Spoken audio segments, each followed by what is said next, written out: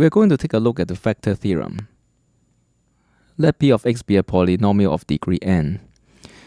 The theorem states that p of x can be written as the product x minus a times q of x, where q of x is a polynomial of degree n minus 1, if and only if p evaluated at a is equal to 0.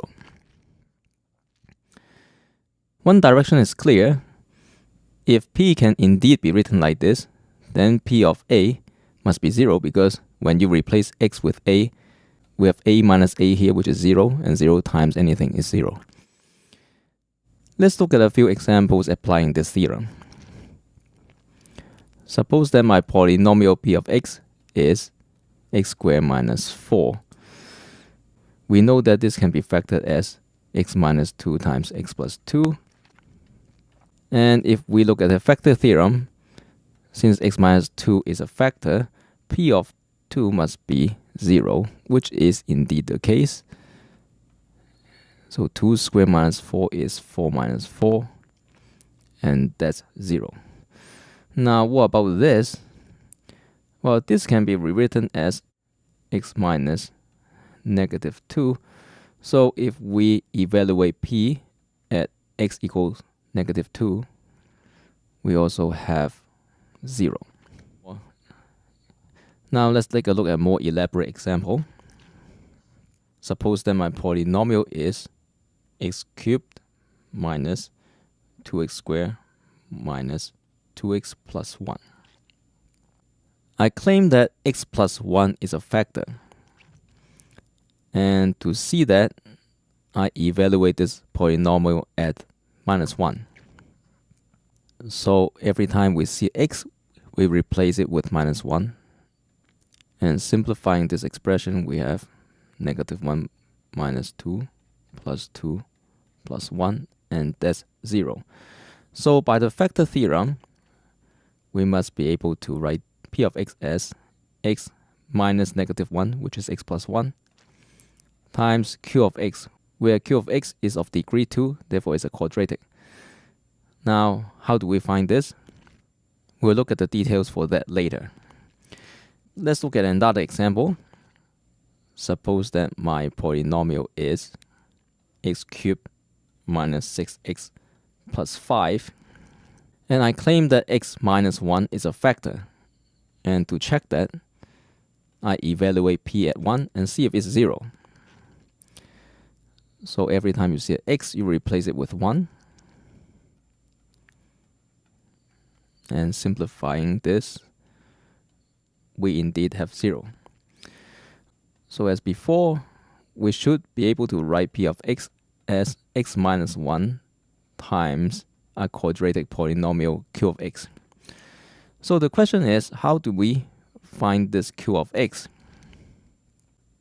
Well, first of all, every quadratic must be of the form ax squared plus bx plus c, where a, b, c are some numbers. So we can replace q of x with ax squared plus bx plus c.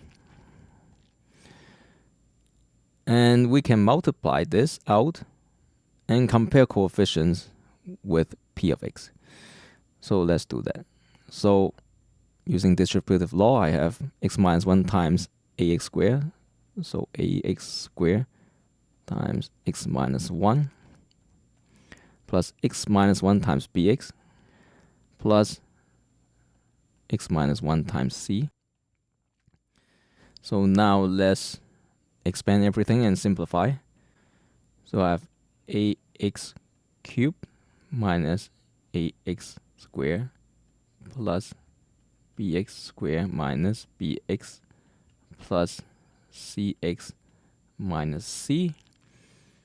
And this can be rewritten as ax cubed plus b minus ax squared plus c minus bx minus c. So x cubed has coefficient a here, and the coefficient of x cubed is 1, so we need a equal to 1. Now in P of x there's no x squared term, so the coefficient of x squared is 0. So this means b minus a must also be 0.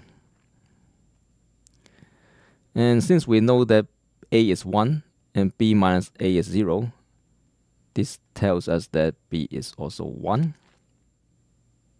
Now, negative 6 is the coefficient of x in P of x.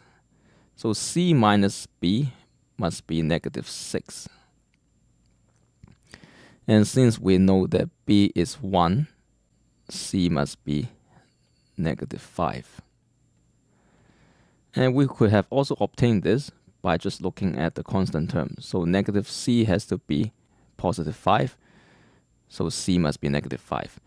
And what this means is P of x can be rewritten as x minus 1 times x squared, because a is 1, plus bx, where b is 1, so plus x minus 5. Now we can do a similar thing up here, and we'll take a shortcut because we know that in order to get x cubed, a must be 1. So I can write this as x plus 1 times x squared plus bx plus c for some numbers b and c. And if we expand this, we get x cubed plus x squared plus bx squared plus bx plus cx plus c. And this can be rewritten as x cubed plus b plus 1 times x squared plus b plus c times x plus c. If we compare constant term, we see that c must be 1. And the coefficient of x in P of x here is negative 2. So b plus c is negative 2. That gives b equal negative 3. And we are done. So P of x here can be factored as x plus 1 times x squared minus 3x plus 1. Now, of course, the question is, can we factor this? And can we further factor this? If we insist that the factors have integer coefficients, then we want two integers whose product is negative 5 and whose sum is 1. Now 5 is a prime, so to get negative 5, we can have 5 minus 1 or minus 5 and 1. Neither pair will give a sum of 1, so this cannot be factored into a product of simpler factors with integer coefficients. And we can go through a similar reasoning for this factor up here. So this is as far as we can go in terms of factoring these two polynomials. Now in the next video, we're going to look at how we can find these values. So here I just told you what values to try. But in reality, we don't know what values to try. So we'll see how to obtain a list of values to try in the next video.